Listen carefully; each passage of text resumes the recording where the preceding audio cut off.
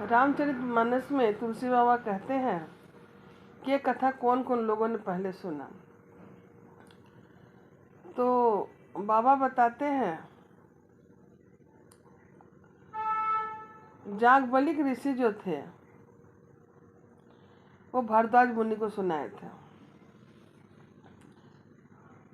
और शंभु बाबा भोले बाबा यह उमा जी को सुनाए थे, पहला कथा। और काक विसुंडी जी को उन्होंने राम के परम भक्त समझते हुए मानते हुए उनको सुनाया। तेहि संग जाग बलिक मुनि पावा, तिन पुनि भारद्वाज प्रति गावा। इसके बाद जो काक विसुंडी जी थे जागबलिक मुनि को सुनाए, जागबलिक मुनि ने भारद्वाज को सुनाया। इस प्रकार करते करते यह अपने तीनों लोकों में कालों की बातों हथेली पर रखे आंवले के समान प्रत्यक्ष जानते हैं। और मैं जो सुजान यानी भगवान की लीलाओं का रहस्य बताने वाला वो हरिभक्त है, और इस चरित्र को नाना प्रकार से कहते और सुनते और समझते हैं। राम कथा कैसा है? राम कथा श्री राम जी की गुण कथा का वक्ता कहने वाले और श्रोता सुनने वाले दोनों ही खजाने को यानी कि पूरे ज्ञानी होते हैं। कलयुग के पापों से ग्रसा हुआ महागुण जीव भला उसमें कैसे समझ सकता है? लेकिन जब बार बार गुरु जी की कथा हो रही हो तब बुद्धि के अनुसार सब समझ में आती है, और वही फिर हम अपने मन को संतोष में लाते हैं कि हाँ यह बात सही है।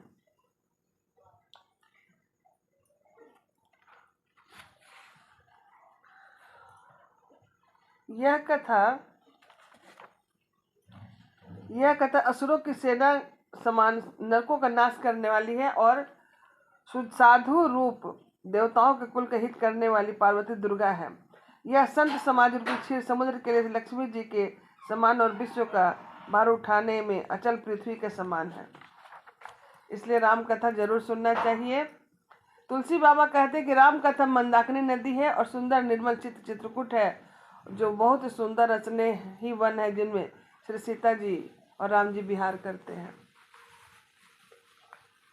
इस प्रकार हमें रामचरितमानस को जरूर मनन चिंतन श्रवण करना चाहिए, और राम जी के बारे में जानना और समझना चाहिए कि राम जी का चरित्र कैसा है, एक पुत्र को कैसा होना चाहिए, एक पुत्र वधू को कैसा होना चाहिए, एक माता पिता सास ससुर को कैसा होना चाहिए।